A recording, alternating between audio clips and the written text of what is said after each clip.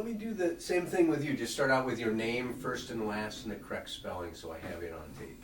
My name is James Munn, M-U-N-N.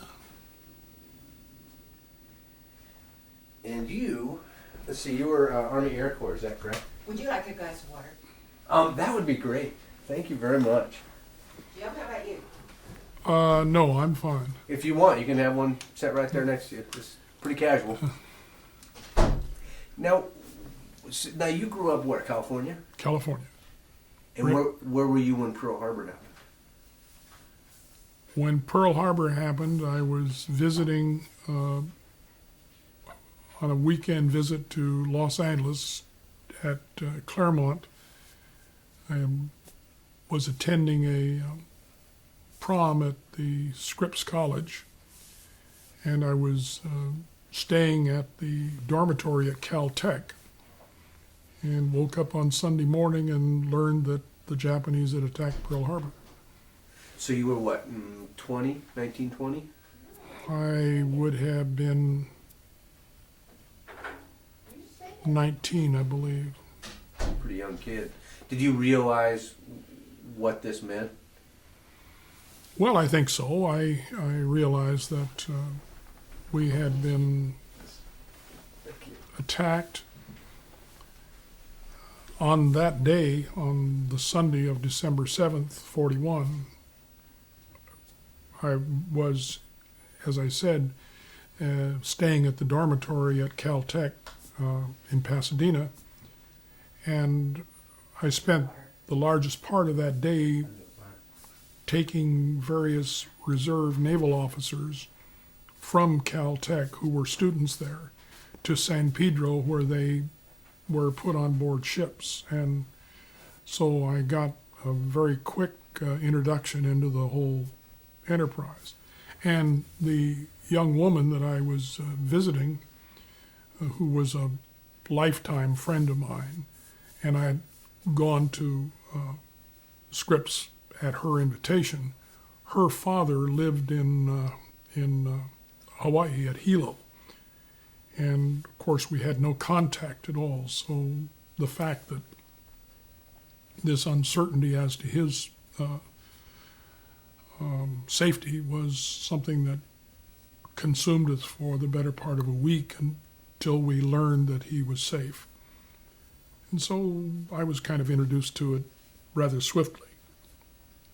So you had much more of a real, because a lot of people, I mean, Pearl Harbor, they didn't have the faintest idea where it was or anything, some of the young kids. Well, I knew where it was, and I knew that it was the base of our Pacific Fleet. I had, of course, as a youngster, gone on board the various naval vessels that would visit San Francisco Harbor from time to time, and so I fully understood what that was. Of course, I didn't have any comprehension of the devastation that had been visited on our assets at that time. But I understood what was happening, and I wanted to enlist in the service right away, and went home and informed my mother that I had decided to enlist in the Marine Corps. And at that time, it required that the parent give the permission for the enlistment. And she refused. She wouldn't allow me to do it. She was determined that I would complete my university education before I was able to do anything like this. And so when I couldn't enlist in the Marine Corps, I tried to enlist in the Navy, and that didn't work. And finally, after a month of this, I wore her down and enlisted in the Army. Now, how come you changed to the Army? Just because you tried everywhere else? Yeah,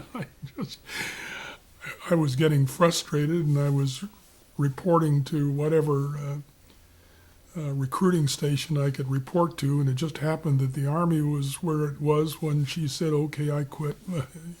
You can go." Under one condition, and that is that when I was finished, I would come back and finish my university education. Well, that seemed small price to pay for allowing me to do what I wanted to do. And you were pretty gung-ho with all the other people that your age that were ready to go do your duty. Is that? Well, I don't know. I don't know how much I was influenced by my peers. I don't think very much.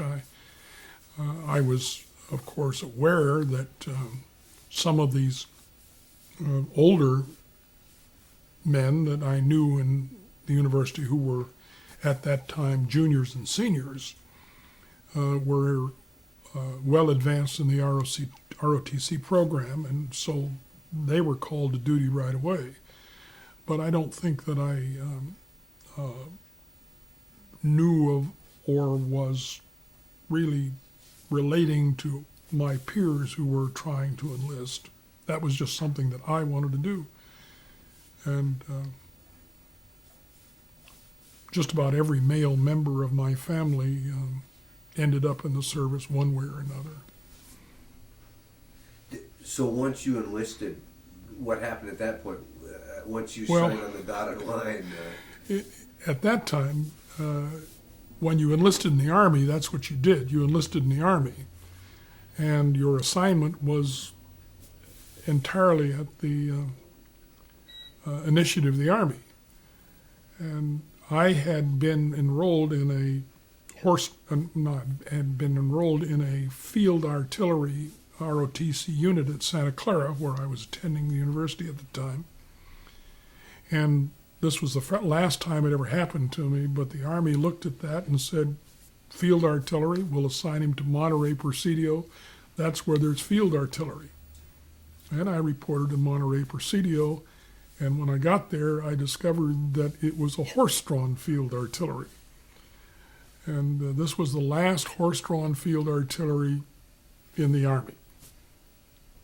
And you know what a raw recruit in horse-drawn field artillery does. His duty assignments are not very exciting. So I wanted out of that.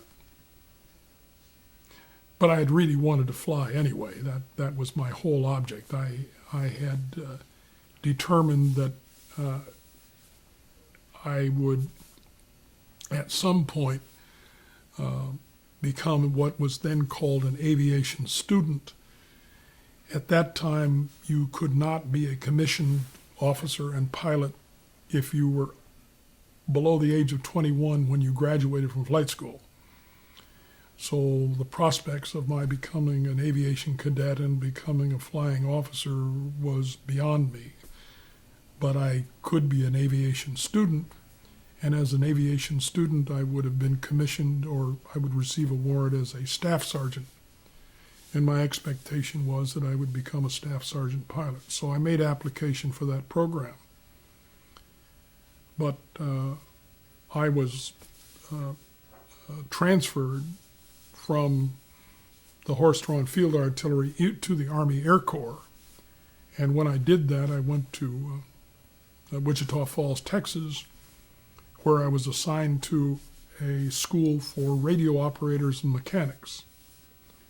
And that's where I went in my initial training, to Scottsfield, Illinois, where I was trained as a radio operator and mechanic.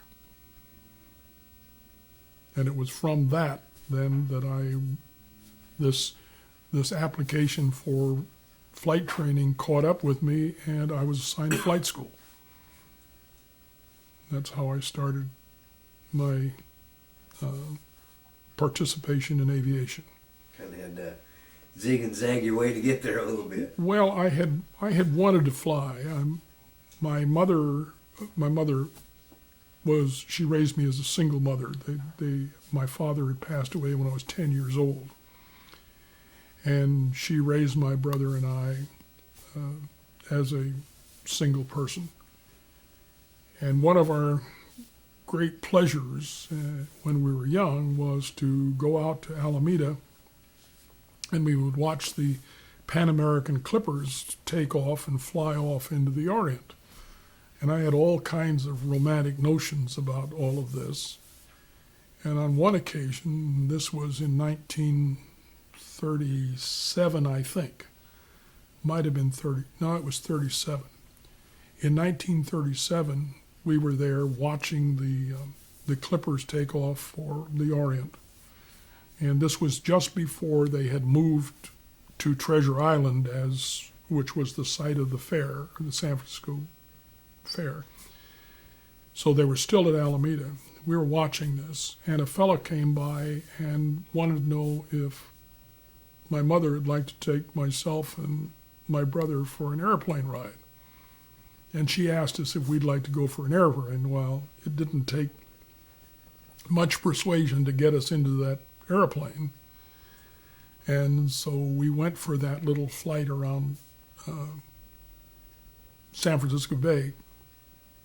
And of course I was hooked right then and there. That's what I wanted to do. And so I ended up in flight school then in 42. And So you'd done, when you were in college, you were doing ROTC to begin with. ROTC. Now, was that common? Were most of the people? Oh, I think so. I think most of the universities had an ROTC program. Was either an Army ROTC program or Navy ROTC program. I don't remember any Marine ROTC program, and of course there was no Air Force at the time.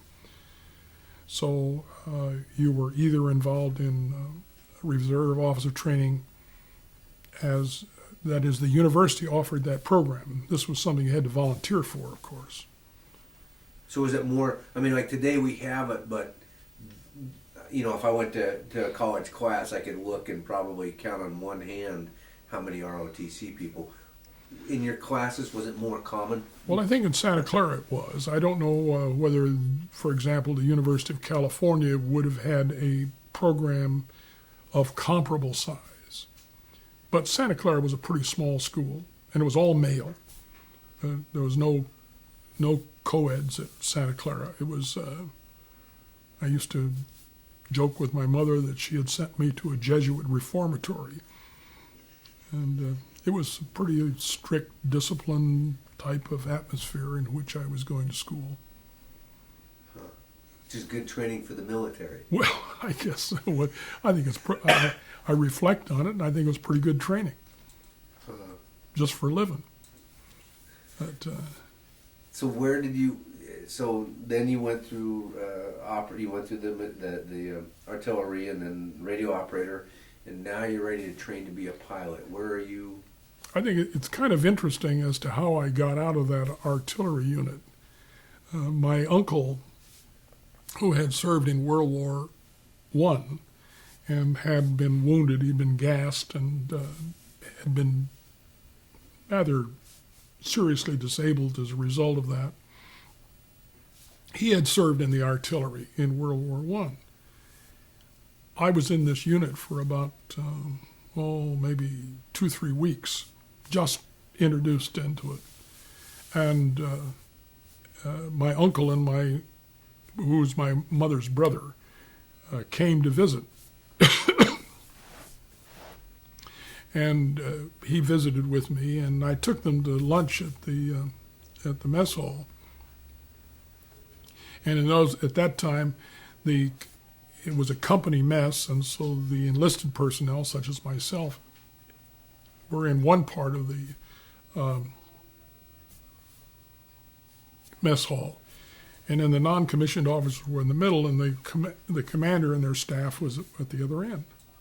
In the course of this lunch, my uncle got up, and, excuse me, and he saw an individual at the other end whom he apparently recognized. He rushes to the center, and at that same time, my commander saw him and came to the center. The two of them embraced in the middle of this room, and from there on out, I discovered that this commander and my uncle had served together in France in the same artillery unit, and as a result, the commander called me in on Monday and said, "What do you want?" And that's how I got out. I had the right connection. Thank you, Uncle. Yeah, you bet. So anyway, I after I got into flight school, because I was then a non-commissioned officer, I was a buck sergeant, I was allowed to skip pre-flight training. And so as a result, I went into an accelerated program, and I was going to be trained as an aviation student, and I would, upon the completion of my training, would have become a non-commissioned officer pilot. And then they converted the program at that time, and they lowered the commissioning age to 18. When they did that, they allowed all of these individuals to be converted to cadets, and those who were going to go through as aviation students as cadets would have graduated and become what they called flight officers. And that was a kind of a warrant officer designation between non-commissioned and commissioned officers. And that was my expectation. And for reasons that were never really quite apparent to me, 20% of that graduating class was commissioned, and I ended up in that 20%. And so when I graduated, I was graduated from single engine flight training. I wanted to be a fighter pilot. That was my main objective. And I was able to achieve that. At a very young age. Well, as it turned out, I was the youngest graduate in my flight school class. I was the tallest and the youngest, whatever that says. So you were what? You were 20? 20, just 20. Just turned 20. So for kids of today, they'd be second year of college, and here you are trained and ready to ship overseas. True. And I was assigned first to a gunnery school, and from that gunnery school, I was then assigned to a fighter bomber or dive bomber unit. And this was this unit was equipped with A-36s, and the A-36 was the initial version of what became the P-51 Mustang. And when I walked out there and saw that A-36, and I just thought I had died and gone to heaven. I thought here I was going to have on my hands, or in my hands, excuse me, the hottest airplane in the whole inventory. And I was one excited guy. And that lasted, just long enough to complete my fighter training. And then I was assigned to go to North Africa. Had received all my shots and everything else, but the 8th Air Force had sustained such heavy casualties that they needed replacement pilots, and so the whole unit was withdrawn from that, and we were sent to Spokane and trained to fly B-17s. So that's how I went from, excuse me, from becoming the hottest fighter ace that the world had ever seen to driving B-17 bombers. It was a different story. Now, when you're excited looking at this plane, this fighter plane, would it be an excitement like a kid today looking at a hot car? I mean, it's not a military issue with you at that point, is it? Well, of course, I was anxious to get my hands on a weapon system that was the most impressive weapons that would go faster, farther, do all of the things that one wanted to do. That's what you wanted to do as a pilot. And as a fighter pilot, you wanted the hottest machine you could get your hands on. And when I saw this A-36 and realized what it was, I mean, this compared then to the P-40 or the P-39, the P-38. It had attributes that were, excuse me, oh my goodness. It had attributes that in combination made it the highest performing fighter in our inventory. And I knew that we were going to go up against ME-109s and Focke-Wulf 190s and ME-110s and things of that order, or the Zero in Japan. And so this was pretty exciting stuff. Now, are you getting at this time enough news footage that you're really understanding what those fighter pilots are facing once they leave the States? Oh, sure. And I received a good deal of that in my training, because in the Southeast Training Command where I trained, most of the instructor pilots there were RAF pilots who had come back from the Battle of Britain. So they were kind of on an R&R in the United States, having completed their work in the Battle of Britain. And of course they were teaching me as a student what I was going to encounter when I had to go up against a advanced German fighter aircraft. So I had no illusions about or I say no illusions, but I was introduced into the reality of it, sure. So now they take you from the fighter plane over to a slower bomber plane. Yes, Which, B-17? B-17. B-17. And were you going to be a pilot on the B-17, or were they going to put you somewhere else? Oh, well, I went there with the expectation that I would become eventually a pilot, a qualified pilot on the B-17. And I entered into the program, and as part of this program, I became not an instructor pilot, I was what do you call it? An inspection pilot. I went along and monitored the crew performances to ensure that the crew would, Marjorie, could I have a little water? Excuse me. Yeah, that's fine. No. Monitor that the crew was performing as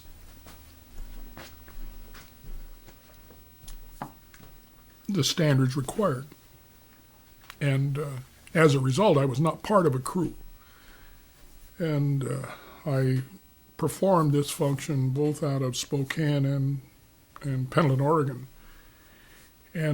But I was always looking for an opportunity to get myself onto a combat crew, and it so happened that one of the crews that I'd passed through or that had gone through and that I'd had some contact with at Grand Island, Nebraska, reported back that one of their pilots had been disabled and was in the hospital. And so I immediately went into the commander and informed the commander that I would like to go down and fill that vacancy. And he said, okay. So I went down and joined that crew. Excuse me. Oh, no problem. I joined that crew in Grand Island and then went overseas with them. So where was that crew headed to? Were you headed over to England. To England. They were headed to England. We went from Grand Island, Nebraska to New Jersey, boarded the Queen Mary, I believe. And on the Queen Mary, we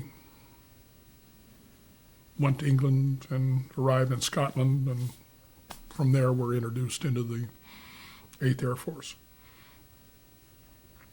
So you were, you picked your plane up over there then? You were one of the ones that... No, we didn't fly it over. We picked it up over there. It was, it was a, I don't remember how we got it. But it was available there. And it was a B-17? B-17F, and that was the the last generation of the B-17 before the introduction of what they called the chin turret, which was a turret that was below the nose and had two 50 caliber machine guns in it, which could be fired by the bombardier in his position. The F was before that. Huh. But now, you had the ball turret, right? Had the ball turret. And is the 17 the retractable or not the retractable? I can No, it does not have a retractable turret. Okay, so it rotates as a ball would rotate on gears, but it doesn't retract at all. So how old are you now, roughly? Still I'm 20. 20. Yeah, I'm 20. So now we're sent over there, and we have a good idea of what's going on the war front. Well, I didn't really. You didn't. I had a general idea of what was going on the war front, and I arrived in Europe, in England, and was assigned first to the 100th Bombardment Group. And the 100th Bombardment Group had just gone through a series of raids in Germany that had devastated the group. And as a result, there wasn't enough of a cadre in the 100th that could be filled by simple introduction of replacement pilots. So while I was assigned to the 100th, within a day or two, I was reassigned from there to the 95th group, which had not sustained quite as many casualties. And so I then started flying with the 95th Bombardment Group. And that's kind of interesting because I, at one time,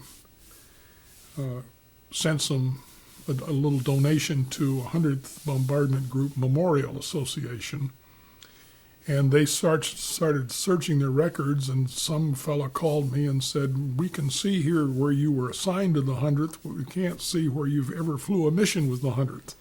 And I said, "You're exactly right. I didn't, and this was why." And I told him that I didn't really belong to the 100th Bombardment Group Association, but I felt a kind of a kinship there, and that was why I had sent the money for their memorial.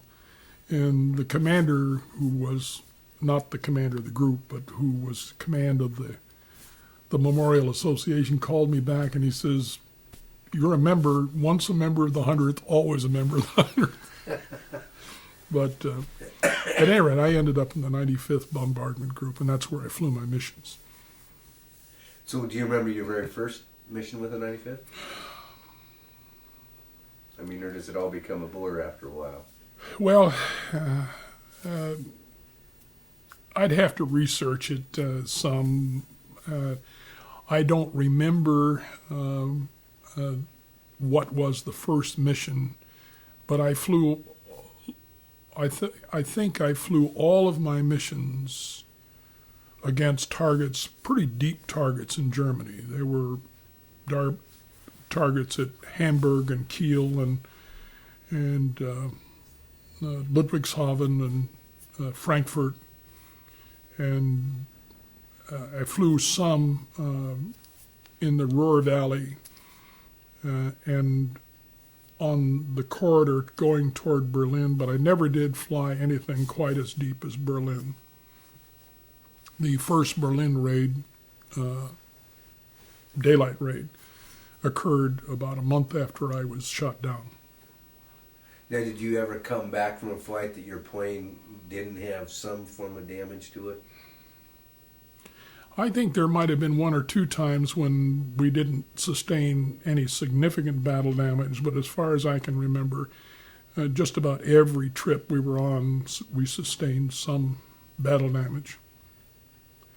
And I remarked earlier that I wasn't fully appreciative of what I was getting into. I remember when I got there, I was told that the attrition rate was about 5%. So I factored that out, and I thought, well, 5%. if you sustain 5% losses, and I was thinking over a period of 25 missions, that didn't look too bad. And then all at once, I guess overnight, it all penetrated my head that it meant 5% per raid. And you multiplied that by 25, that was 125%. And then I get a pretty good realistic idea of what I was getting into. So this is before you even got off the ground and Oh, yeah. that you started to... Yeah, you were introduced into it, and I went up and flew with the formations and like, and formed up probably a week's orientation before I went on the first mission. So when do you remember being in battle and thinking, I mean, the now you've had a mathematical reality set in, but the reality of what you were really facing set in?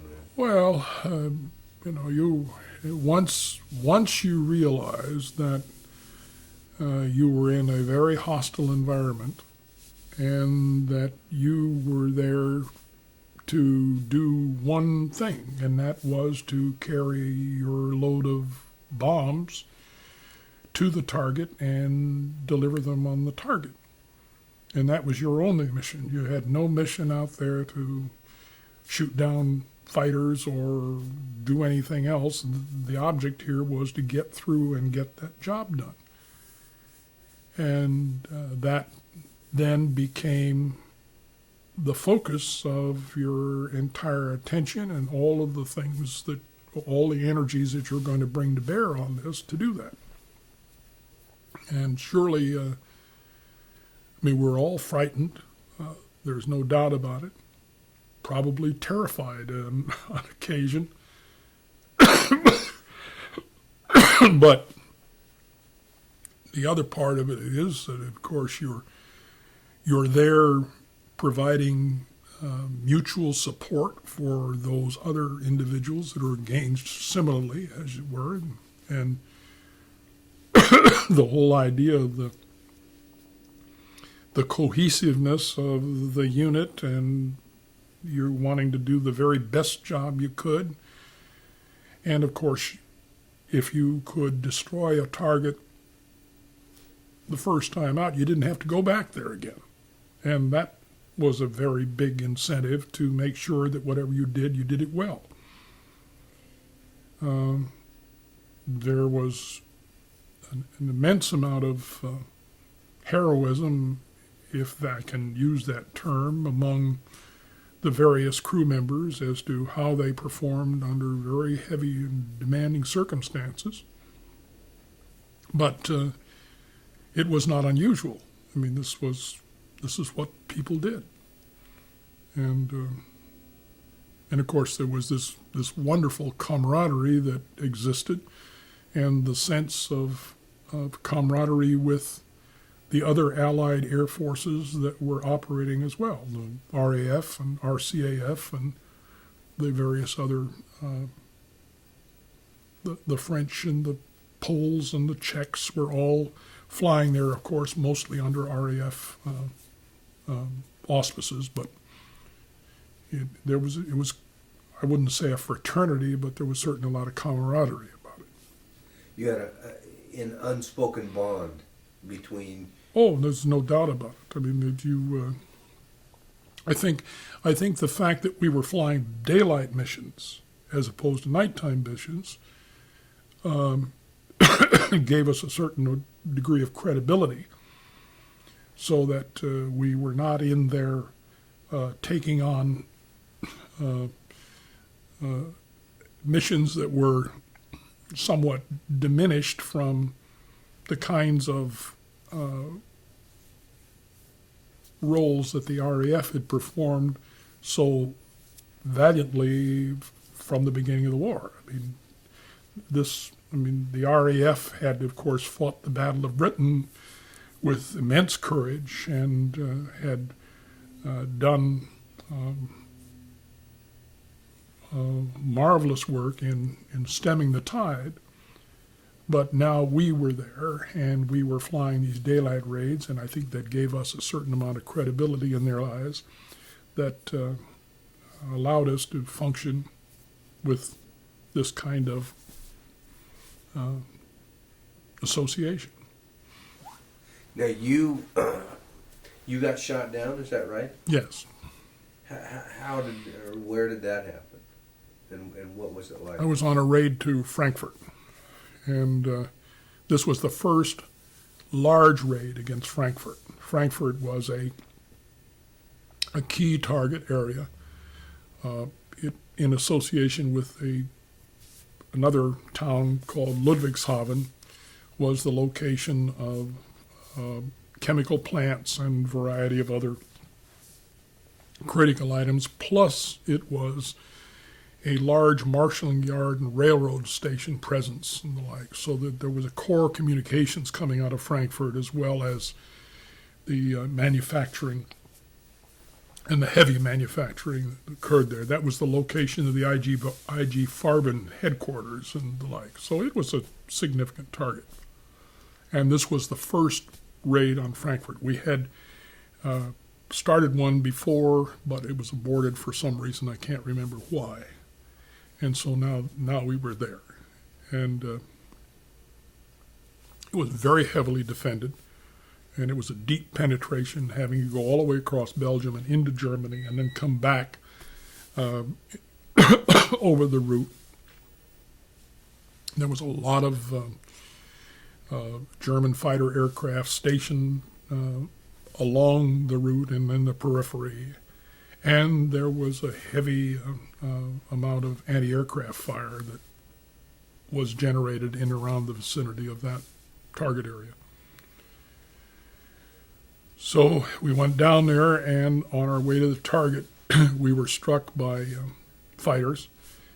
And as a result of that, we lost one engine, so we had 3 engines remaining on our way to the target. And then we were under heavy fighter attack.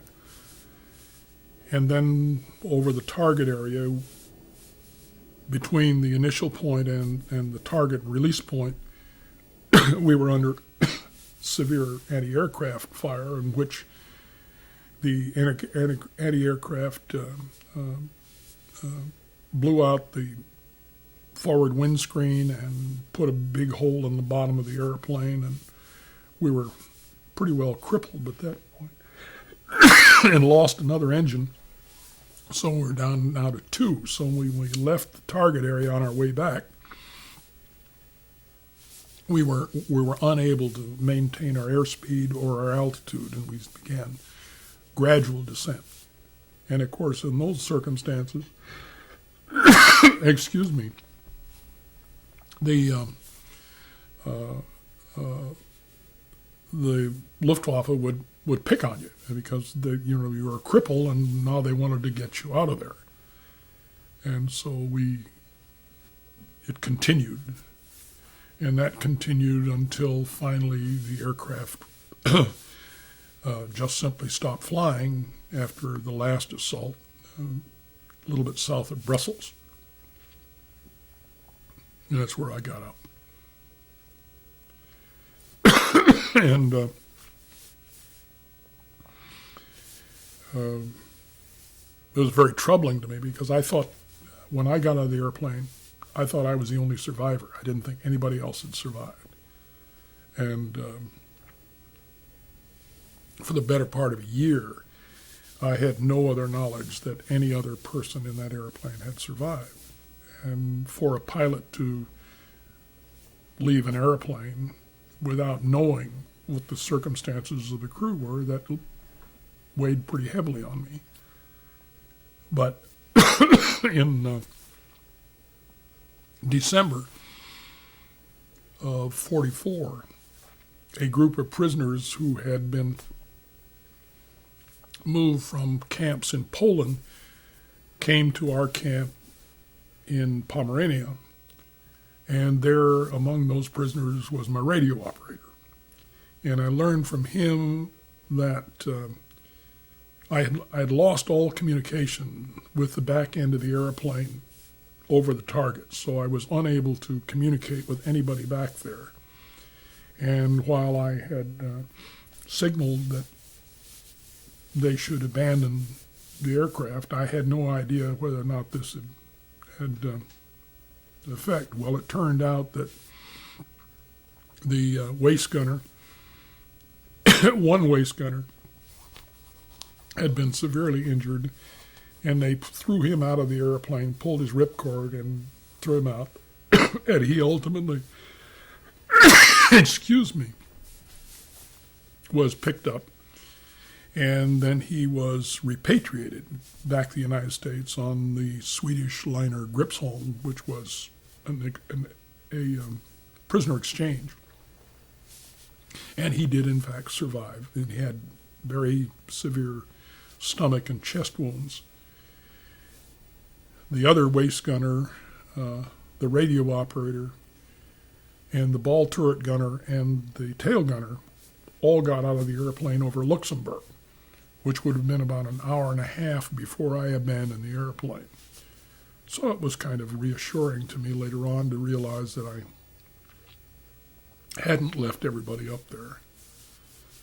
Everybody in the forward part of the airplane had been killed. And so anyway, that's how I got blown out of the sky. So you then had to parachute down. Yes, I did. I think so. And the reason I say I think so is I have really no recollection of that at all. I left the pilot compartment. A ME-109 had been beating up on us, and this fella came from the rear, and he put some shells in the outer tanks and blew off part of the wing, and so the airplane just wasn't flying anymore.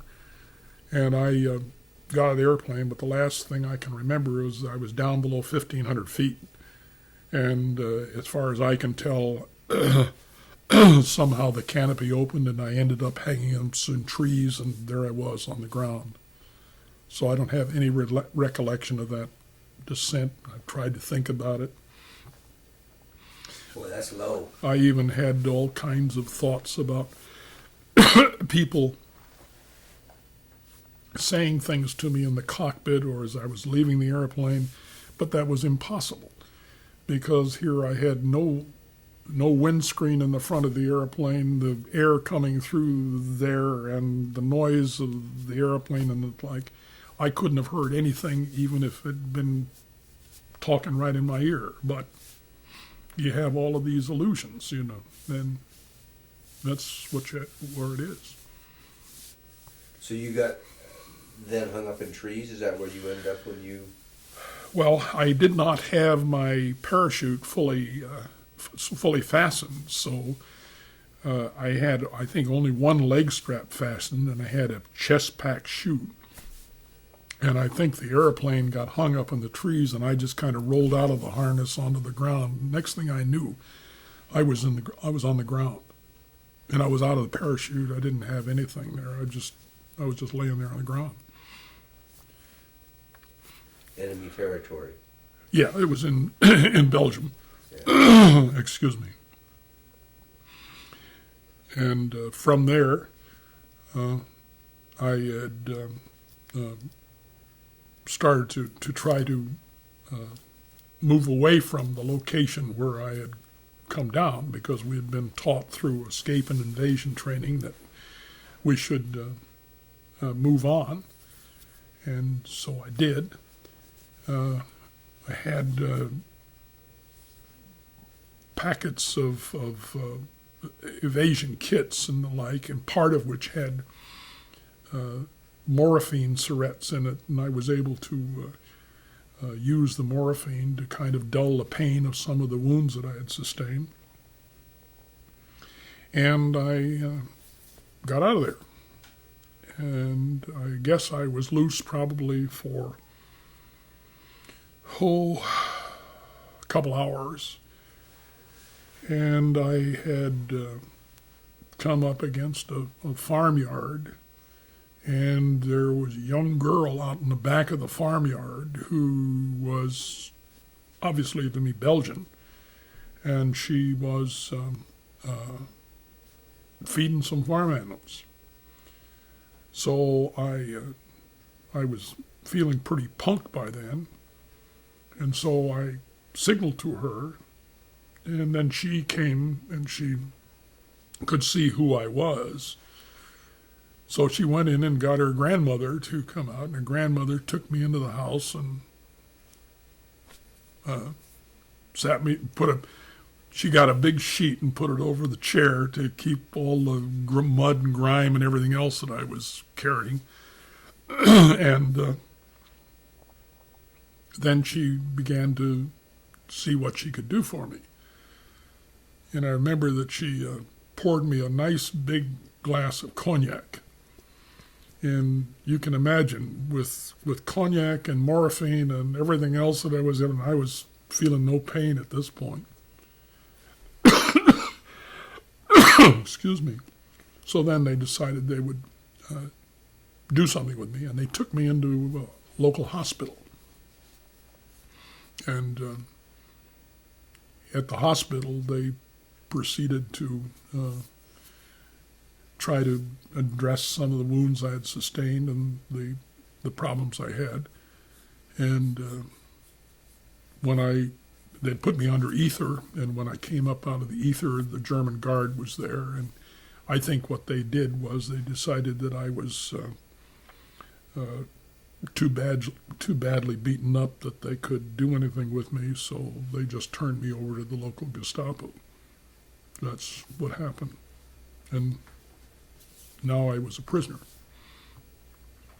So did they read you your rights to become a prisoner? Or, I mean, No. how does that? No, there was no Miranda warning or anything like that. You were a prisoner, and as a prisoner, they were your captors.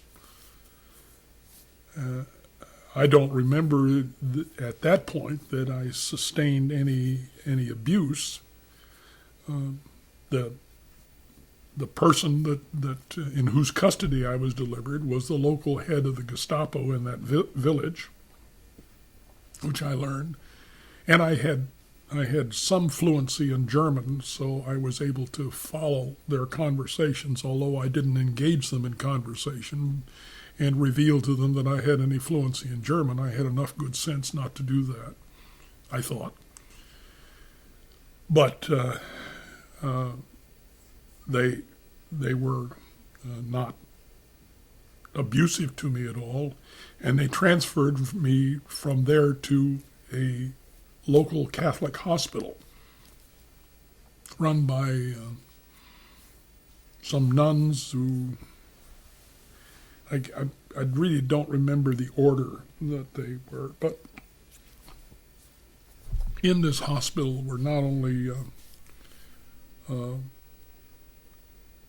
there were a couple prisoners like myself, but there are a number of injured Luftwaffe pilots as well. Oh, and the Luftwaffe pilot, the last one that shot me up, showed up at the local village headquarters. It turned out that his aircraft also crashed. He had to bail out of his airplane and crashed. And he wanted my pilot wings. That was his whole idea. His trophy was going to be my pilot wings. And I guess I surrendered those to him. I don't remember just exactly how that happened. But I was in this Luftwaffe hospital for a brief period of time. And I don't remember, yeah, I was there for a brief period of time. Then I was transferred to a prisoner prisoner war camp, which was inhabited by French, Polish, and some Russians. And I don't remember that there were any other Americans or RAF personnel there, just myself and these guys. And there was a typhus epidemic underway in that camp. And that typhus epidemic was claiming, probably a dozen prisoners a day. I mean, every night when you got up in the morning, there would be another 10, 12 dead prisoners. And boy, if there was anything that ever taught me about the efficacy of vaccinations and inoculations, that was it. Because I was bitten by fleas and all the rest of the things that were there, which would have infected me, but for the vaccinations and inoculations that I had received. And then I was transported from there to Frankfurt, which was the interrogation center. That was where I went to be interrogated. And at Frankfurt, I was interrogated actively for, I think, about 2 weeks. And then after that, I was transferred to Stalag Luft 1, which was a camp located on the Baltic north of Berlin, a little town called Barth, which is northwest of Stettin, west of Peenemünde, that in that area, right on the coast. And what was that camp like? Well, it was an Air Force camp. It was Stalag Luft, and Luft characterized, or every prison camp, Stalag, carrying the term Luft, was an Air Force or German Air Corps camp. So that's where airmen were incarcerated. And when I arrived at Stalag Luft 1, this was the main location of Allied air personnel along with Stalag Luft 3, which was in the southeastern part of Germany down by Silesia. And those two camps were where the Allied air personnel were located. And the camp I went into was mostly an RAF camp. But there was now a gradual introduction of more and more American personnel. And by the end of the war, most of the prisoners in the camp were Americans rather than RAF. But when I got there, most of them were still RAF. And the camp was organized in a number of compounds called lagers, and these compounds contained a limited number of prisoners. You'd have so many prisoners in this compound, then they'd construct another compound, and then when that filled up, they'd construct another. And when I got there, it was the first time that they had decided that they would organize a central mess and feed the prisoners out of a central kitchen. Up to that time, the prisoners were pretty much on their own to prepare their own food, utilizing the space heaters that existed within their cell blocks. So I went into what was called the first north compound. All the rest of them were now old south compounds. This was the first north compound. And at that time, one had an opportunity to volunteer for duty, and I did, and I volunteered to work in the kitchen. And that's where I did. I worked in and out of the kitchen and the management and distribution of rations and things of that order for the rest of the time as a prisoner. And I had spent my 21st birthday in solitary confinement at the interrogation center in Frankfurt. So now I was an adult. Huh? And, so when they were interrogating you, what information they wanted to know? What sites you were bombing? To know? Yeah, they wanted to know. They wanted to know what raids you had participated in, They wanted to know what kind of equipment we were flying, because they were always curious about the variations in the equipment that you're piloting. They wanted to know just general historic information about where you came from, how you got into the service, what you were doing. They wanted to know who your commanders were, who your squadron commanders, group commanders, wing commanders were, those kinds of things. And of course, being a second lieutenant pilot, there wasn't a whole lot of information that I could give them, because I was pretty down. I mean, that wasn't in my pay grade.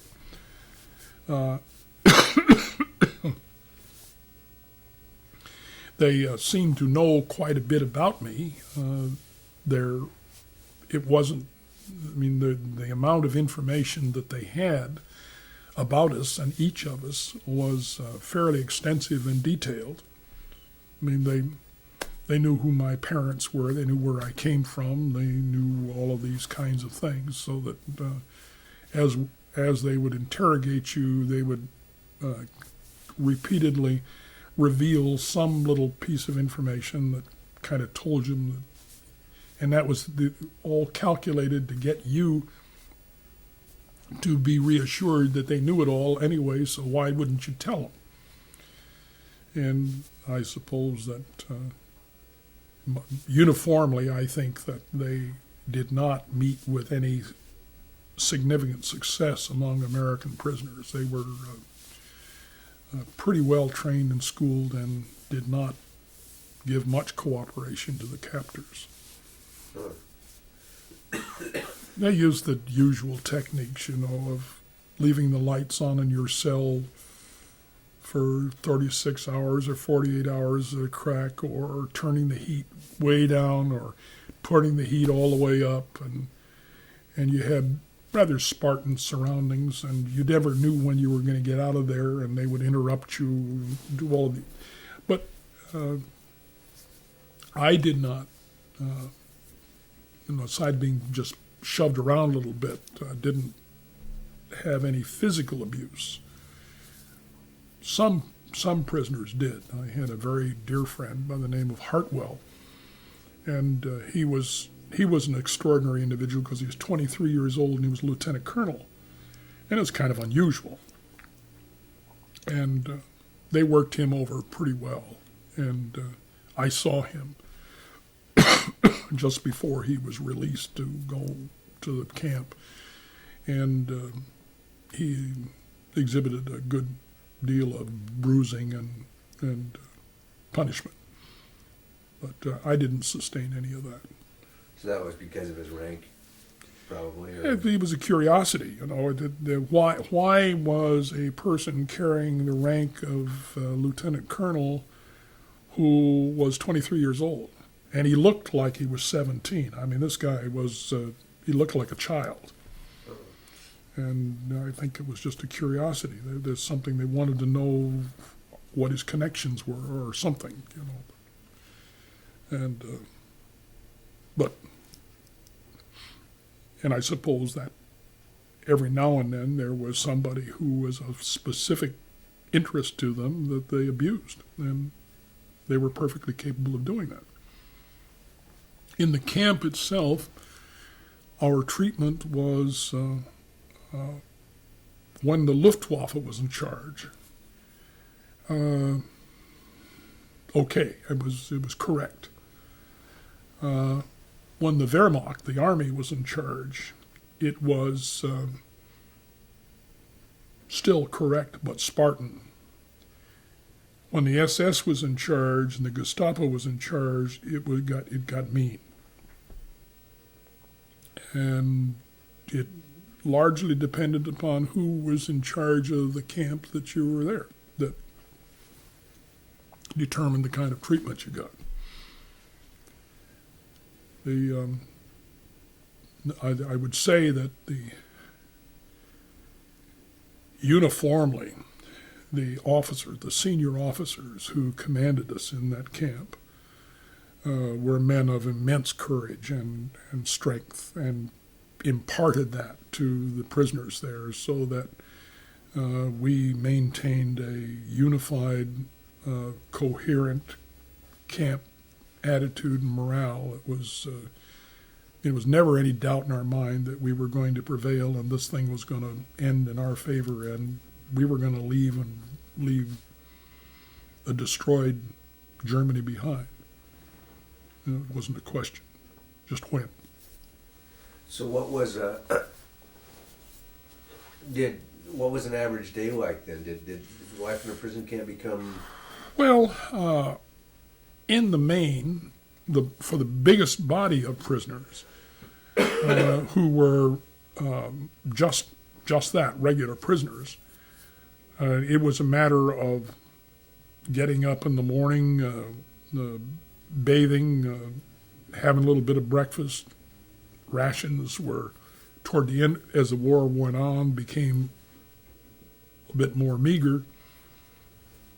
And they would entertain themselves by reading books, engaging in athletic contests, softball games, or play catch, or whatever you could do to keep yourself physically active. And some were determined to remain physically fit, and others became a bit more lethargic. Now, insofar as I was concerned, it was a day filled with activity entirely, because as part of the camp activity with which I was associated, the German guard would come and arouse me and get me up before anybody else did. So I'd be up and working probably an hour before anybody was up and around, and the camp barracks had been opened, because one of the things I did was to bank all the fires in all of the boilers and begin to heat the water that was going to be dispensed for the various prisoners during the course of the day, for bathing and for making of coffee and all of the rest of the things. And we had water that was distributed in big, tall metal pitchers, and you got one pitcher per 8 prisoners per day, that sort of thing. And I worked at that all day long. And I also was in charge of organizing rations, receiving loaves of bread and various other kinds of supplemental rations, as well as the Red Cross parcels that were delivered to us intermittently but occasionally.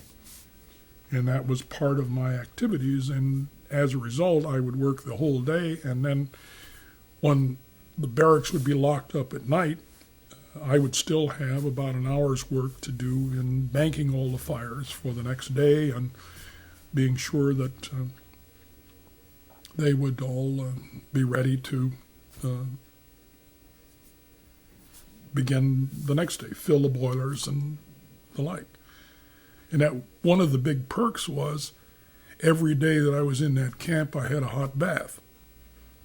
And the reason I did is, of course, I was the last one to empty the boilers, and when I was banking the fires and emptying the boilers, I'd take the water and put it into one of these big tubs, and the last thing I'd do is take a bath, and then I can go to bed. Huh. Let me switch tapes here. This is beeping at me. Just a second here. So, when you were in the camp, did you actually volunteer to do that? I mean, did they come and have a list of jobs, say, okay, who's going to do this, or or did they tell you? When I first came into the camp, I was interrogated by the local, the inmates, the fellow prisoners who were there. And there were teams that interrogated each of the prisoners that came into the camp. And they were interrogating you for several reasons. One of them was they wanted to find out what kind of skills and talents you may have. Because there were a lot of things that were going on in the camp, and drawing upon these particular skills was very helpful. The other part of it is they wanted to screen you to determine what kind of a security risk you might present. And the object here was to find those people who had talents and skills that could be exploited, who were, in fact, no security risk. So when I was there, I was interrogated, and one of the things they learned was that I had a certain fluency in German, and that if I worked at it and involved myself, I could probably get along with conversing with the guards and the like, and that might be useful. And so eventually I was recruited to perform some of these functions, and not very gradually, I think rather swiftly, I was assigned to these kinds of duties. As part of that, then, after a relatively short period of time, and when I gather they decided that I had been vetted sufficiently that I wasn't a security risk, I was incorporated into what was then the internal camp intelligence and security organization. So there was, in addition to the overall camp administration that is under the Allies, there was a separate organization which operated sub rosa, so to speak. And my role was to then use whatever opportunities, exploit whatever opportunities I had to subvert or corrupt guards who would become assistant and helpful to us in accomplishing our objectives, which was, one, to maintain communications between the people in the camp and the Allies, and the other was to support whatever escape and evasion activities that were underway. And over time, I was assigned various tasks and duties by the hierarchy of this committee. We called it the XYZ committee, but it was simply an internal organization under the command of a colonel by the name of McCullough, and he directed these activities in all of the compounds of the camp. So you had, you kind of had a couple of hierarchies working then. Well, you had two hierarchies. You had the senior Allied officer who was in command of the camp. And when I arrived there, it was a British group captain. He was replaced by an American colonel by the name of Barley. Barley was replaced by a colonel by the name of Spicer. And Spicer was then replaced by a Colonel Zemke.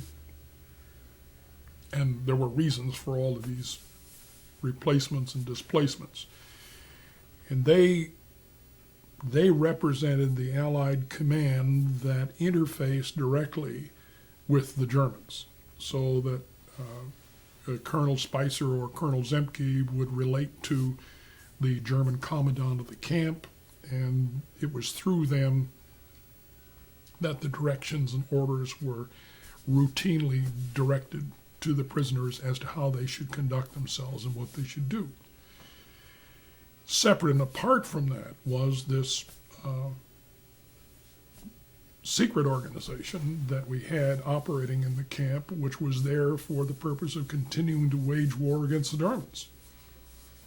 And it was part of, I had a role as the custodian of these rations and the like, under the administration of the general overall camp directors.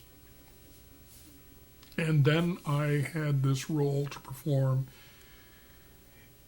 in exploiting that role to provide for the support for the intelligence and escape and evasion and communications ends of the camp. we had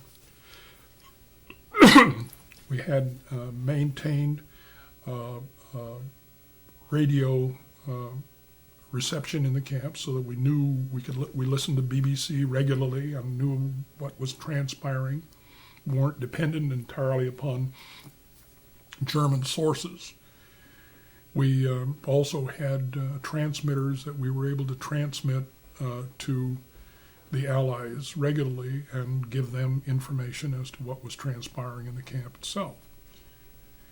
The radio receivers, of course, being passive, simply received information, and all you had to do was keep those secure from the Germans so that they didn't find them and discover them. And the transmitters were quite different, because when we transmitted, we were sending signals. Well, the Germans knew we were doing that, but they weren't able to find it. And we had the people there that constructed these radios were very clever, and they had, of course, them all assembled in pieces, so that the minute the transmission was concluded, the systems would be dismantled and the pieces would be distributed, and they would end up all over the camp. And only when the word went out that we were going to transmit would these all come back and converge in one place, be reassembled and transmit, and then immediately redistributed. So how would you get the elements for this, transmitter receivers? Did you have to negotiate with... We negotiated with the German guards, trade mostly. Cigarettes? Or? Cigarettes, candy bars, or in some instances,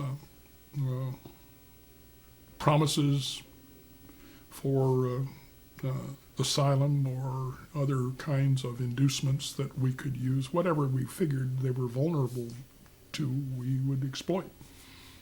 So there's this it sounds like there's this very human one-on-one level at that point. Well, sure, that was people such as myself.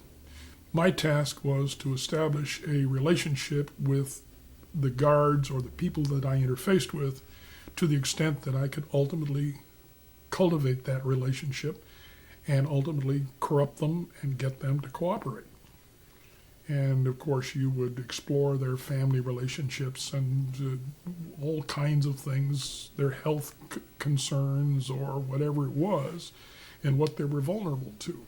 If a guy was addicted to cigarettes, you could figure out a way now to encourage him to smoke Camel cigarettes instead of these abysmal things that the Germans were giving him to satisfy their craving. I don't know what you just did whatever was necessary to get it done.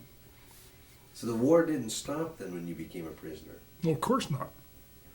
Of course not. That was we were actively resisting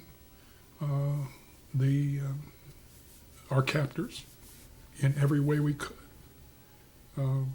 Constantly were attempting to dig tunnels and tunnel out of the place, or one way or another cause them grief. Now, is this a huge camp of thousands of... At the end of the war, it was over 9,000. It's a city. Pretty big, pretty big. So the thing that amazes me is within this, to be able to establish this covert communications and meetings and things like that.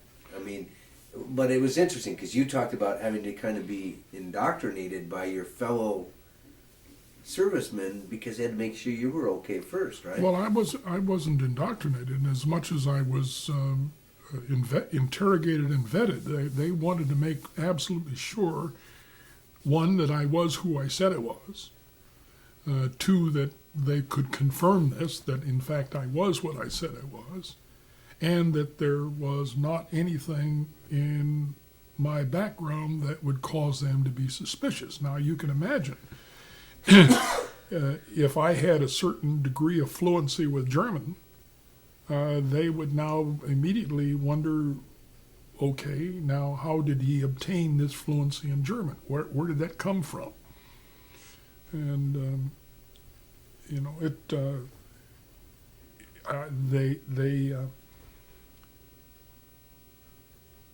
they spent quite a little bit of time making sure that I was reliable before they entrusted me with any information as to what was going on. But you see that there were people there who had skills as tailors. There were people there who had skills as engravers. There were just about every kind of skill that cartographers. So these people would sit down and they would make maps, or they would fabricate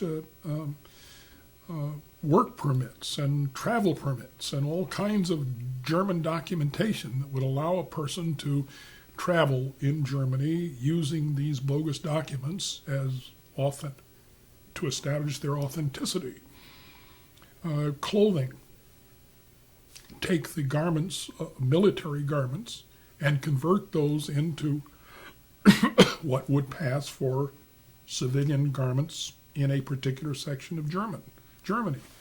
There were people in that camp that understood Germany, knew the difference between Westphalia and Pomerania and other sections of Germany.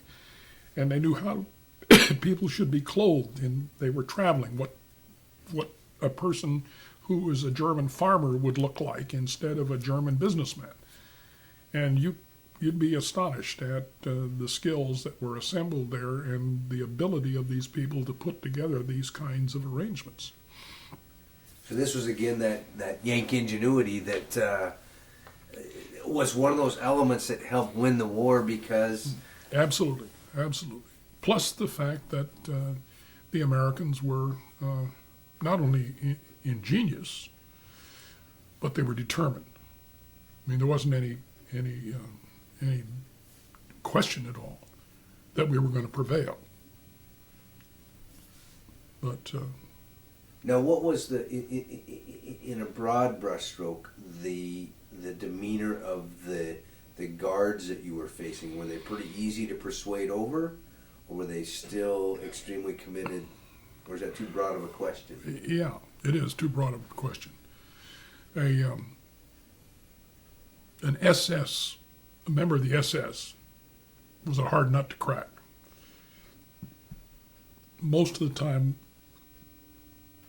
we didn't really spend any time trying to convert or subvert an SS. And these weren't officers that we were talking about. Mostly they were non-commissioned officers and low-grade enlisted personnel. One of the things that they were terrified about was being sent to the Eastern Front. If once they got out of the Eastern Front, if they'd been there and got themselves assigned to a post at Stalag Luft I, the one thing they didn't want to go back was to end up back on the Eastern Front again. They'd rather fought a war any place, the deserts of Africa, before they would go back to the Eastern Front. So if you could compromise an individual to the point that if that individual if it were to be revealed that that individual had cooperated or you had just marginally subverted it, you could rely upon some of these rather righteous Nazi officers to come down very hard on this guy. So as a result, you had always the leverage that,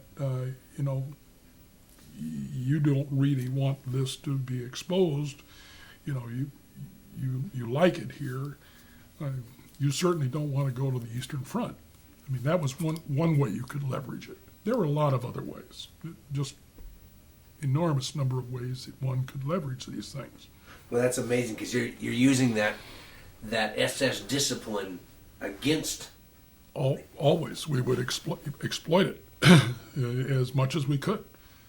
And I remember one particular instance. There was a guard that was assigned to me for a period of time, and he decided he wanted to take a shower. In this mess hall, there was a rather Spartan arrangement for a shower. So he went in to take this shower. I think he was going on a date or something that night, and he wanted to get himself all prettied up. And he took off his uniform, and when he took off his uniform, here was the holster of his pistols sitting there on his belt. Well, I slipped that revolver out of that holster, and it was one of these holsters with a lid on it, so that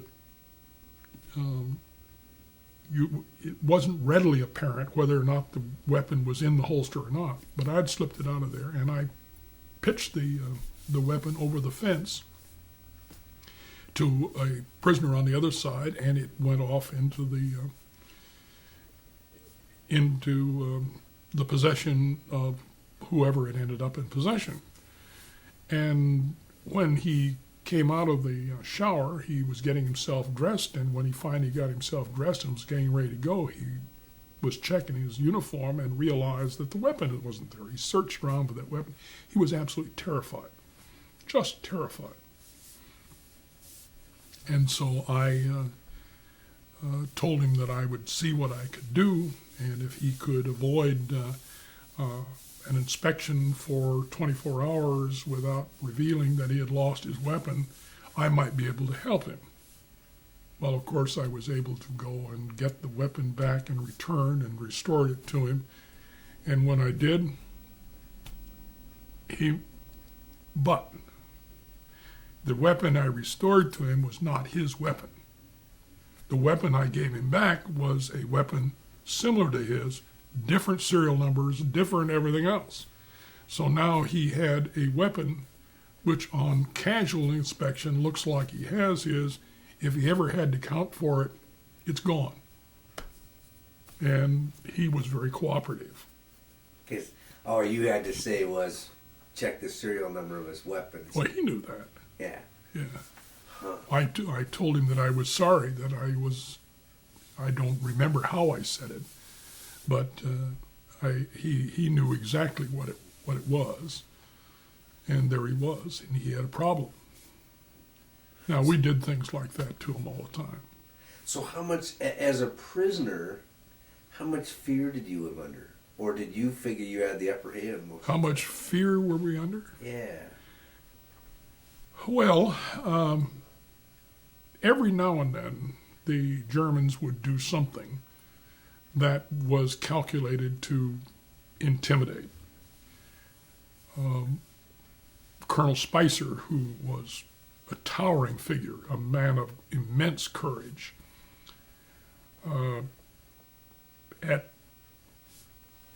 think it was shortly after the attempt on Hitler's life in July, I believe, of 1944,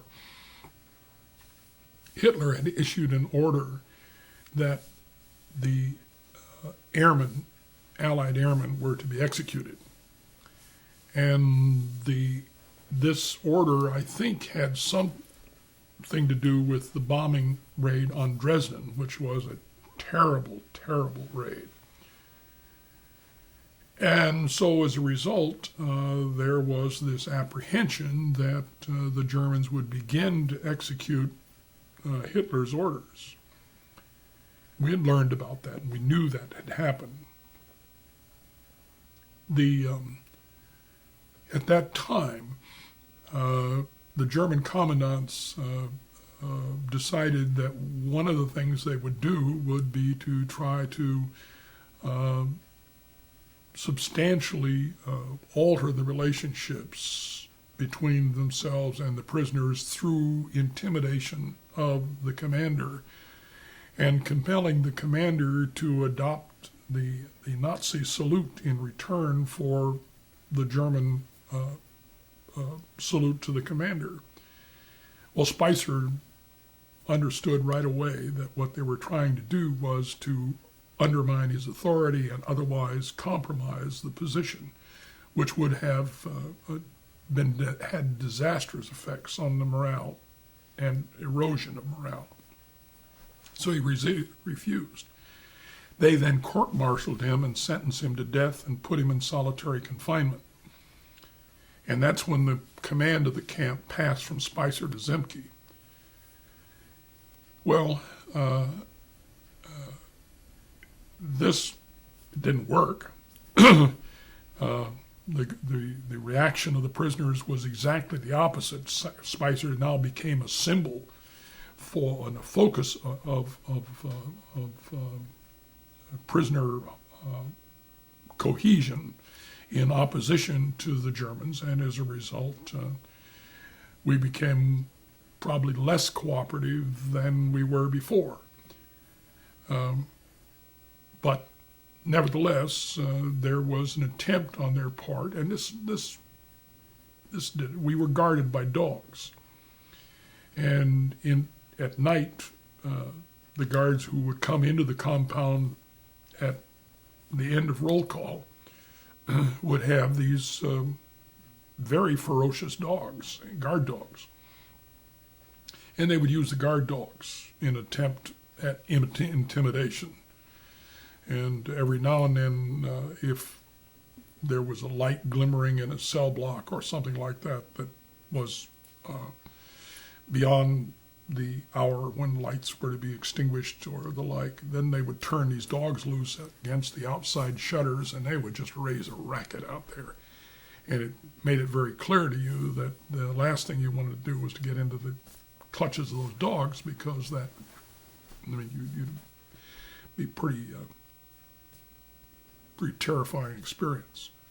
That's the kind of thing that they do. And I can't think of all of them, but there were a lot of them that they did in order to try to maintain control. And they had a limited number of soldiers to guard us, and there were 9,000 of us. Well, you've got to use whatever tools you have at your disposal to keep those people cowed down. And obviously, we weren't. So we represented potential trouble for them all the time. And of course, that was our objective. Did you, because it's a hard concept for me to understand having never been there, did you view all of those, did you view the Germans as a whole as enemies, or did you look at each of these individuals as a person, and then from there you make a decision? Well, insofar as the guards are concerned that guarded us, I don't think I ever had any ideas that they were anything other than enemies. The intensity of that depended upon who they were. Some of them were fairly passive about it all. Others were more aggressive. You didn't have much difficulty in identifying who was who. One of the guards was a German colonel or lieutenant colonel by the name of Schroeder. Schroeder had been a Panagra pilot in South America before the war. So he had been a pilot along with a whole lot of other American and British pilots who flew transport aircraft throughout South America. Well, another one was a guy by the name of von Mueller, Captain Hauptmann von Mueller, and he had been in the United States for a protracted period of time, somewhat of a socialite, and was a member of the Santa Barbara polo team. Well, you ran into these kinds of folks, but you didn't have much difficulty realizing that there was nothing friendly about these people at all. They were all on the other side.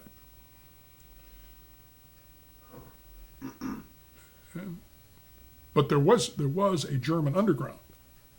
There were Germans who were resistant to the Nazi rule and were helpful and cooperative. And but they were,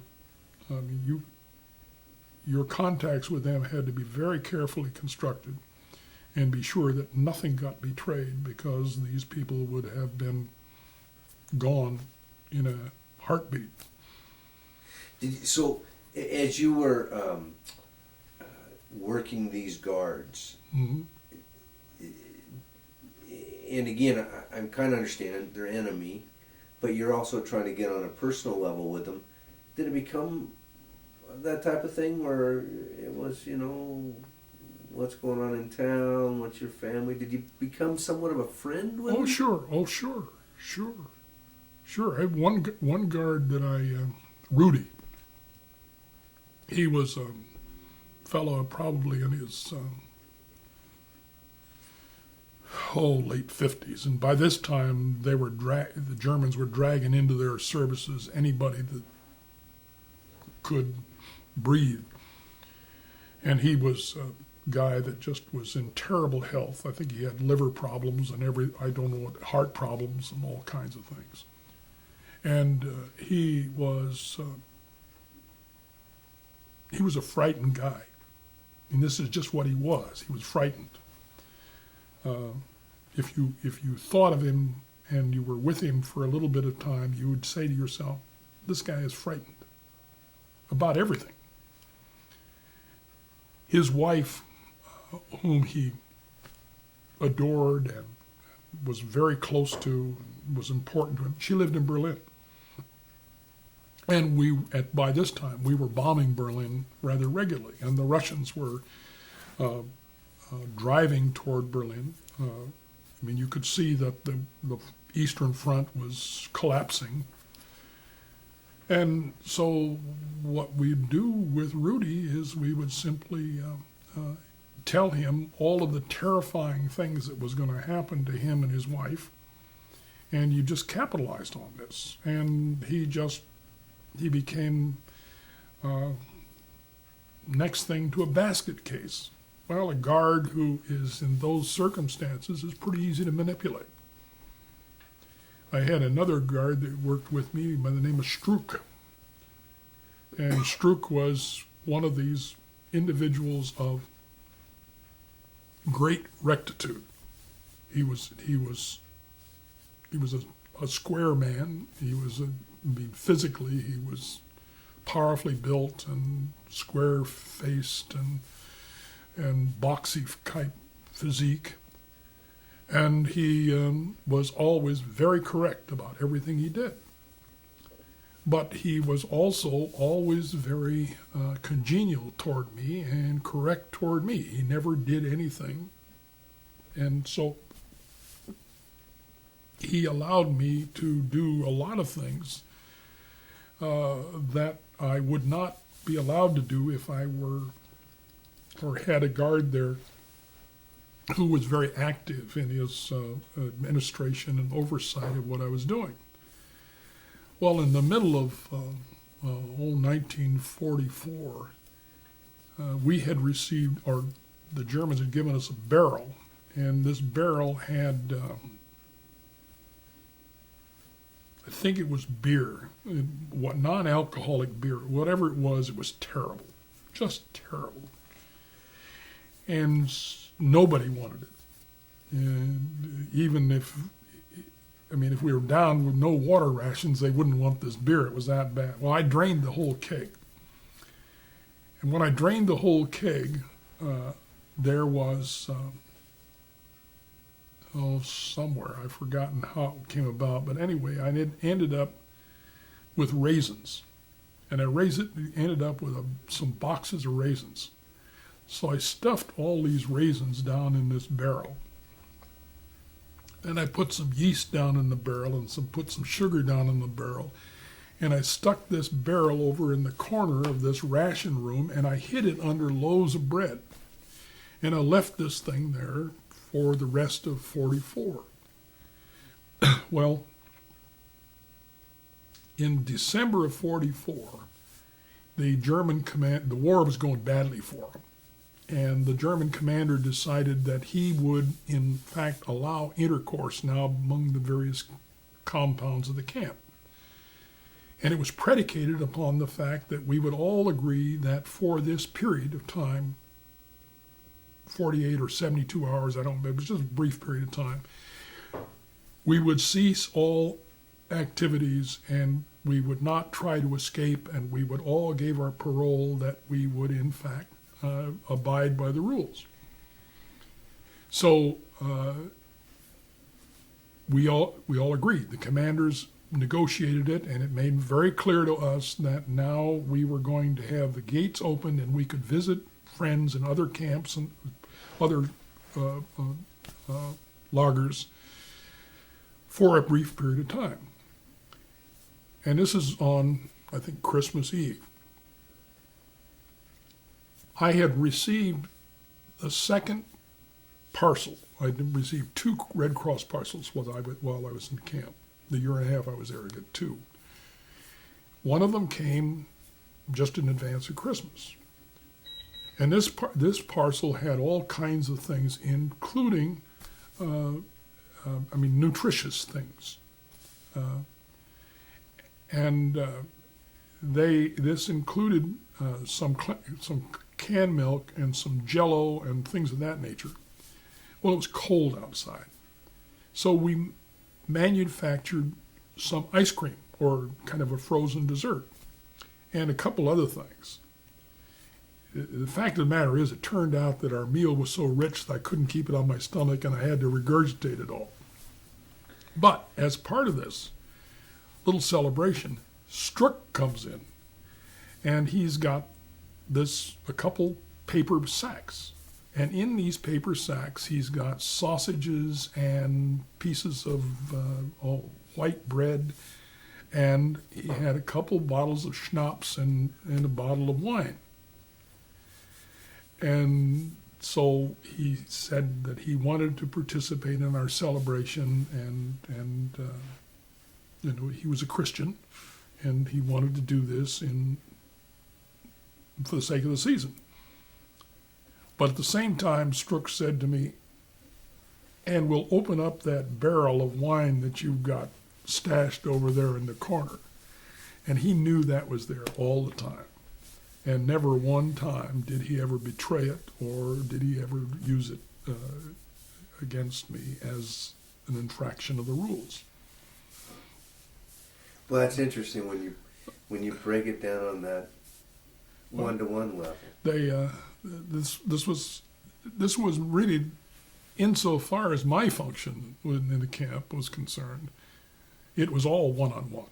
I didn't deal with anything beyond that, and of course, I was so low down on the totem pole that I didn't have anything to do with the strategic planning, or I just did what I was told to do.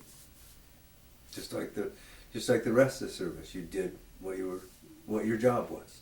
Well, sure. What you were told to do. Sure, I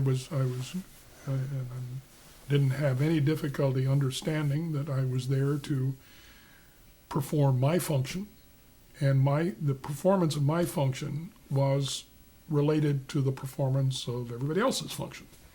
And if we all did it together, we could accomplish our objectives, and that was essential.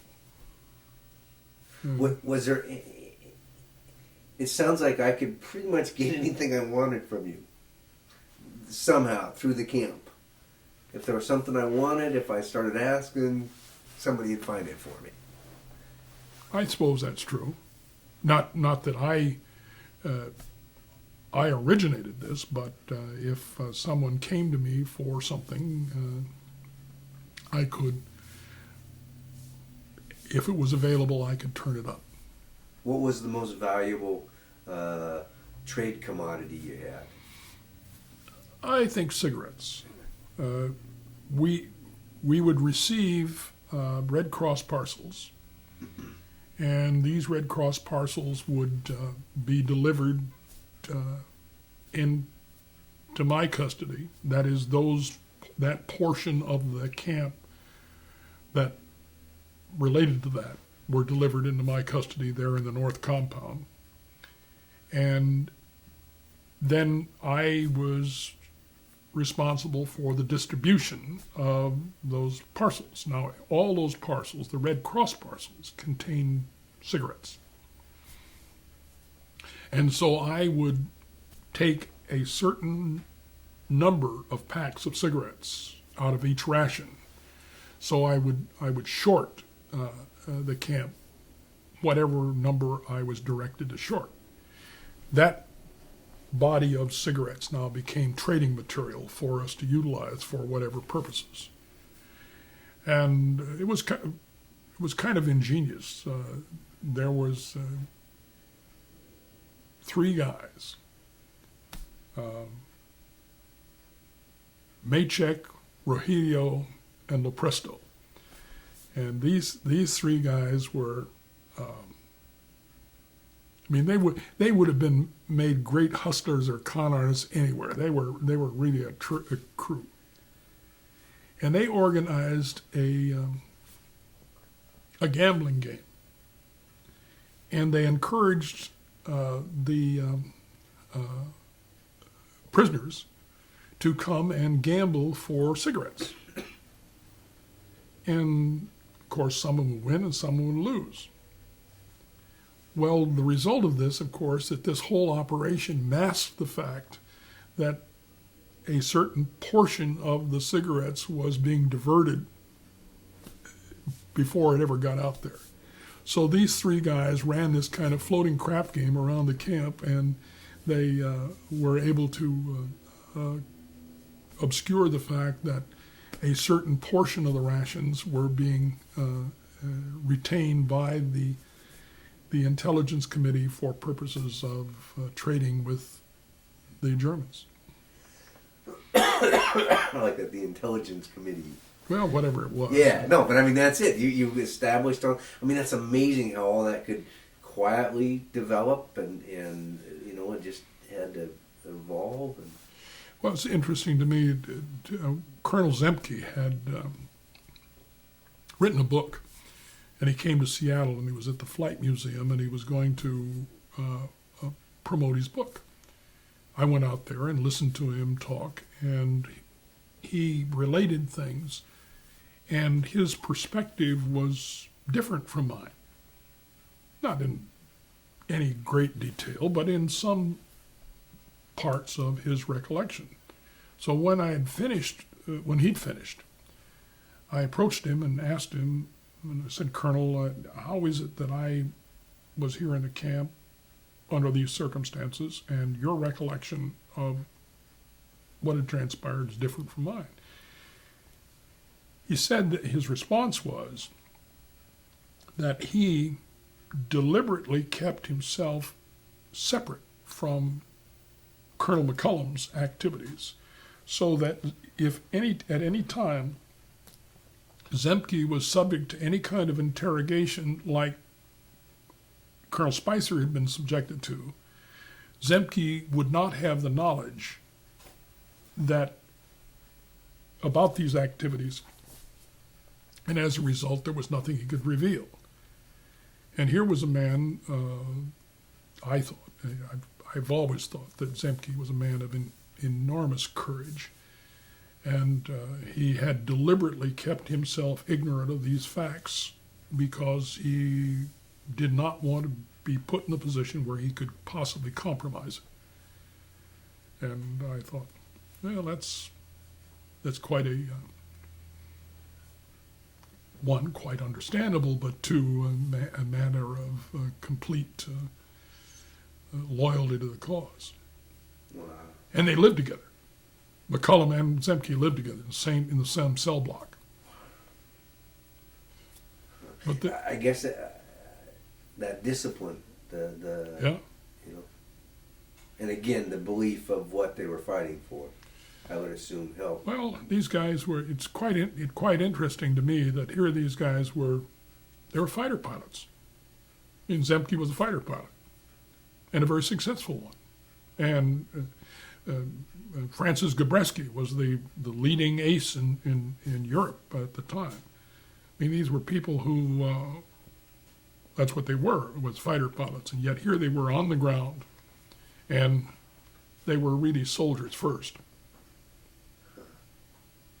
So, how did you get liberated from the camp then? We weren't actually liberated. What happened was the Russians had moved west, and the Russians were probably, it turned out, they were about 3 or 4 days distant to the east of the camp. And the Germans, who were the guards in the camp, who were, these were old guys or wounded guys. These were the kind of members of the German forces that they weren't their top tier soldiers. And they got pretty frightened, I guess. And so as a result, they decided that they didn't want to be there when the Russians arrived. So one morning we woke up and the guards had come down out of the towers. So immediately when they came down out of the towers, we saw that this was an opportunity not to be neglected. We immediately went up in the towers and seized control of the camp. And as a result of that, within the next day or two, we were able to capture, I think, 10 towns and about 100 square miles of territory and an airfield and flak school and quite a little bit of territory there. So when the Russians arrived, we also sent out patrols trying to make contact with the Russians and with the British and Canadian forces on the west. And when the Russians arrived, we were already in control of the camp and control of a rather substantial part of Germany right then. And of course, we were well armed by then. We'd acquired weapons carriers and anti-tank guns and a variety of other weaponry, so that we were pretty much in control. And did have an airfield, and there were some flyable airplanes on that airfield as well. Well, that's amazing. I mean, the fact that you never stopped working and thinking. So when that opportunity did arise, not only did you be able to take you were able to take the camp, but I mean, your military action was off and moving. Well, we were organized. I mean, it wasn't a disorganized group. We had, in anticipation of this kind of development, we had organized squads and platoons, and there were tasks that were assigned, and they were under command direction, and went out and did what we did. And then the Russians wanted to move us, that is, they wanted to liberate the camp. The Russians came in and they wanted now to run their tanks around the barbed wire and liberate the camp. And Colonel Zemke said no, wasn't going to happen. And we had them there was a standoff because we had control of the peninsula and we had roadblocks and we were armed and ready to resist. And the Russians made it clear that they wanted to do this, and their effort was they were going to transport us across Russia to Odessa, and then from Odessa debark us by ship back to the United States. And again, Zemke said no, that wasn't going to happen.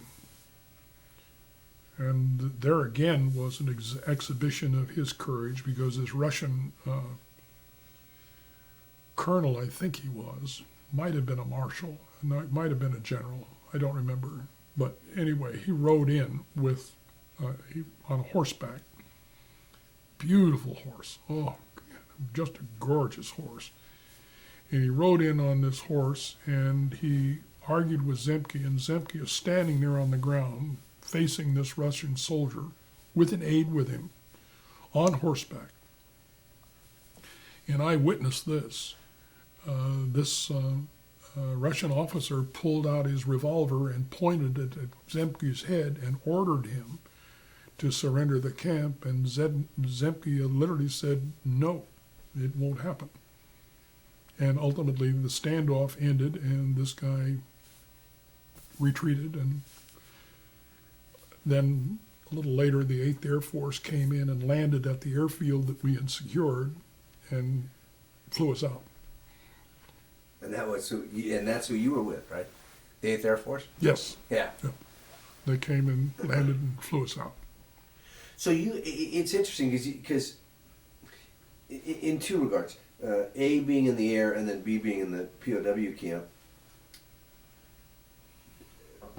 you're somewhat removed from some of the travesty of war.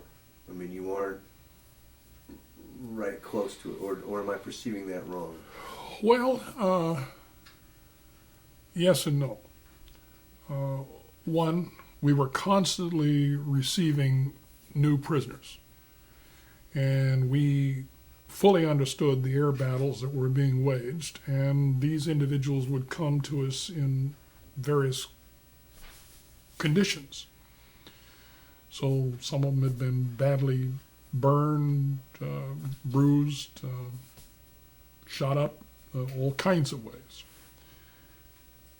And the other part of it, of course, is that our rations were constantly diminishing. We were getting less and less to eat, less food to sustain ourselves, and that was a problem.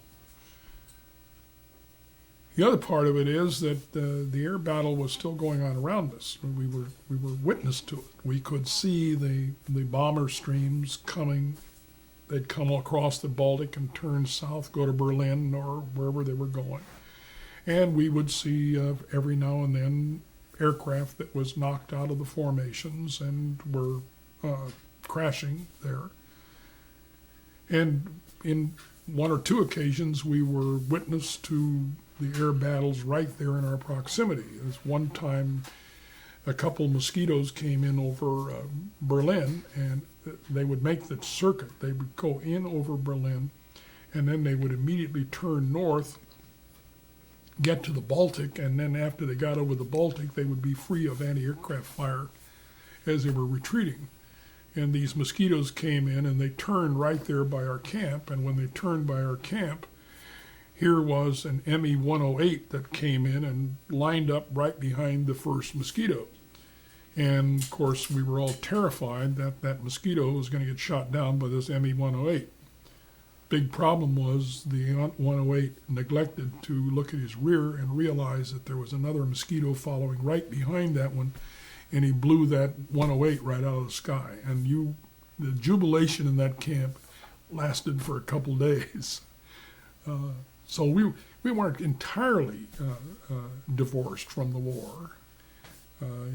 It was going on around us. Of course, we were not as actively engaged in it as we had been when we were flying. Do you, and I had asked your wife this question too, looking ahead to the future, to people that you and I'll never meet. I mean, I think if I had the opportunity to go back and interview a Napoleon or a Hitler or somebody and say, why, tell me what was going on in your head. Is there something that should be left with the future generations, a message or I guess a point of World War II? Maybe a message, I don't know. Well, I would say that it sounds trite. It's often a cliche. But freedom isn't free. And if a person believes that they should live free as they can live in consistent with the freedom of their fellow man,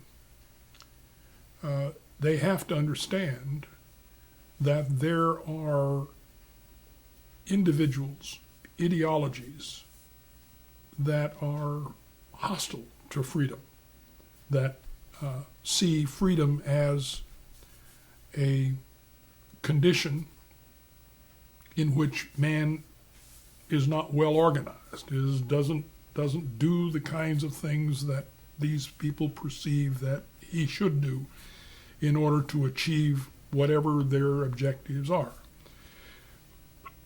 This largely, I believe, surrounds the institution of socialism, command economies, places where there is an elite selected, elected, or anointed that makes the determinations as to how people should organize and conduct their affairs and subordinate their notions of liberty and freedom for the common good. I think this is often betrayed by individuals that say the end justifies the means. Well, I think that one has to understand that in order to preserve freedom and preserve individual liberty, the end never justifies the means. Every means has to be justified, measured against the condition of freedom and liberty. If there was any lesson that I drew from my experience in World War II, it was that I do not want to ever live, and I wouldn't want any of my children and their progeny to live, under circumstances where a central authority, such as Nazi Germany or the Soviet Union, Stalin, Brezhnev, or the like, any communist dictator, calls the tune. I mean, the most precious thing that we have, and it became increasingly apparent to me as I came out of World War II and have lived since then, that we have the blessing of a United States Constitution. We have a Constitution that declares that all men are created equal and they are endowed by their Creator with certain unalienable rights. Now that means that there is no group of individuals who can legitimately confer those rights or withdraw them. Those are rights that are there, they exist, and they are there because each person is a creature of a creator. And this then says to me, you must not compromise that. You cannot conveniently say, we'll set that aside just for now. You have to say, this is something that we are going to preserve and conserve forever. And it requires that it be attended always. It cannot simply be put on autopilot and say, okay, this is going to happen, it's going to work, because it won't. The field of liberty has to be constantly cultivated and cared for. And I think that our history tells us that. From the time that our forefathers at Valley Forge, at Antietam, and all of the places in our history where the fields have been watered by the blood of Americans, it has been occasions when our fundamental attachment to the Constitution and the concepts it embraces were under attack. And we have managed so far to keep it pretty much intact. But there is no assurance that tomorrow it won't be under major assault again. And I think it's a better assurance that it will be. And we have to take great care that we support and sustain those institutions of our society that function to preserve those liberties and freedoms. And it can't be neglected. And it has a cost. It means that from time to time we have to respond to the nation's call, and we have to go forward willing to do whatever is necessary to secure that. And if it means waging conflict in Vietnam or Korea or the Persian Gulf or World War II or World War I or the war between the states, War of 1812, the Revolutionary War itself, All of this has one common thread, and that is the preservation of the constitutional republic that Ben Franklin said to us, here it is, now you can be tested as to whether or not you can keep it. That's sort of the message that I would like to convey. I think that young people need to understand that they're going to be called upon to deny themselves things in their life for the nation's purpose, to ensure that that Constitution is not violated, not corrupted, not compromised. That's When you see the American flag, now I was too young for Vietnam. What do you see that I don't see? Well, I see a symbol that is the embodiment of the aspirations of the nation. And this symbol is something that each of us can relate to in a way that no other symbol can. The flag itself and the pledge to the flag says, in effect, I pledge allegiance to the flag of the United States and the liberties for which it stands.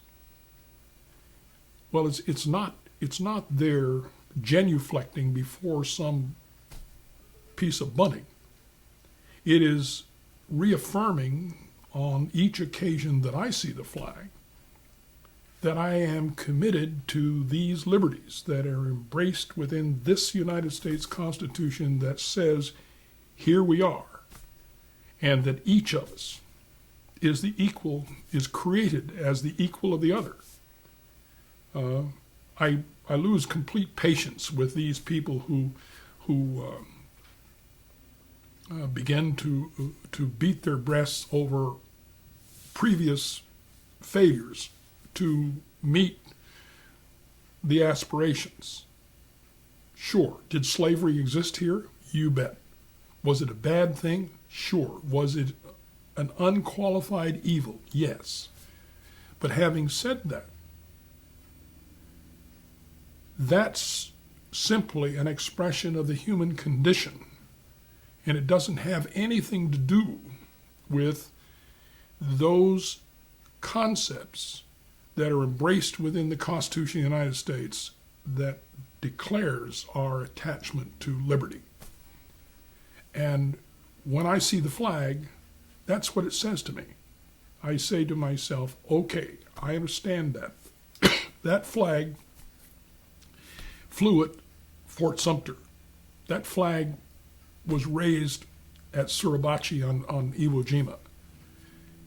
In my own experience, I can absolutely tell you, we had fabricated an American flag. And when we got out of that camp and we took down the German flag that was flying on that flagpole over the German headquarters, which was their major battle flag, and put the stars and stripes up there on that flagpole, it was one of the greatest days of my life. Because I knew now that not only had we done this, but we had reclaimed all of Europe. We have said to ourselves, Nazi Germany is dead, done, finished. And all we had to do now was to reconstruct. And I go to the ball game. And how do all those people in that ballpark react? They stand up. The Star Spangled Banner is played. the flag is in the field, and everybody feels good about it. This isn't anything profound at all. It's just something that infects us all. It's the symbol of the nation. And that's how I feel about the flag. Thank you very much. You're entirely welcome. It was I hope it's helpful. it is. It's a big puzzle I'm working on. And there's Well, I know all that. these pieces of tapestry that go together and You know, there is one thing that I think we need to do. And I think it has to do with the Vietnam experience. I think that we, as a nation, we need to recognize the service of those individuals who served in Vietnam as being every bit as significant to the defense of our liberties as the service that was performed in Desert Storm or in Korea or World War II or World War I. It's all part of a continuum. And those individuals who served in Vietnam, I don't think have been properly recognized and not appropriately recognized. There's attempts at this, but somebody has got to stand up and say, you know, everything that you did in the service of liberty and in the defense of our Constitution. And it's no different.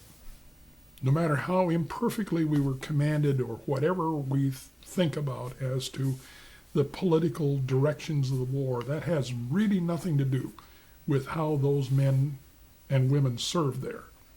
And their identity with the similar service that has been performed since the days of the Revolutionary Army. And I think that's you're touching on one of the hardest things to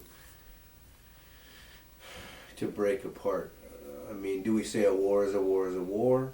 Or do we say the individual person? Again, the young men and women that went over to Vietnam were doing exactly what you did when you went over to Europe. Of course. Now, what the war was, that's at this point, I mean, I don't mean irrelevant in a trivial way, but they were serving their country, doing their duty in what they thought was right. Well, not even what they thought was right, what they understood to be right. It wasn't speculative as far as they're concerned.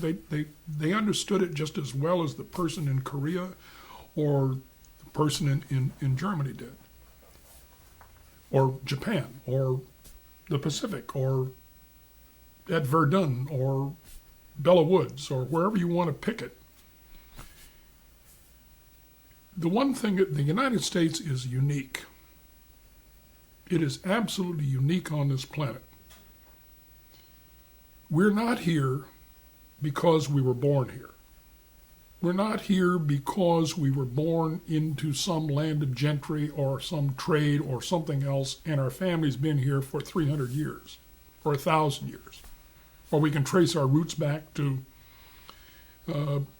prehistoric times.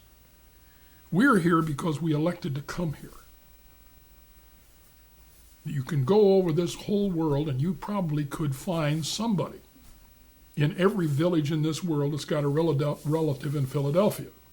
I mean, you can't, it's inescapable. You go to Lasha, or you go to Sri Lanka, or you go to Uganda, or wherever it is, somebody's got a relative in the United States. One of the things we have to understand is that people who come here didn't leave all of their prejudices at water's edge when they entered the country. They brought them in here with them. And we have gone further in bringing together people of these diverse racial, ethnic, and religious backgrounds, and reconcile them and making them into and transforming them into what it is to be an American. And we have Americans of all different stripes, characters, backgrounds, history, and the like. And yet we have developed a common culture, and it all surrounds one basic thing, and that is the United States Constitution. It is there, within that Constitution, the Declaration of Independence, the Constitution growing out of the Continental Congress, that says to us, these are the principles that we accept, we endorse, we will defend. And that, to me, is unique. We're not like anybody else. And it also is something very precious. And the prospects of our being able to overcome these little setbacks and disabilities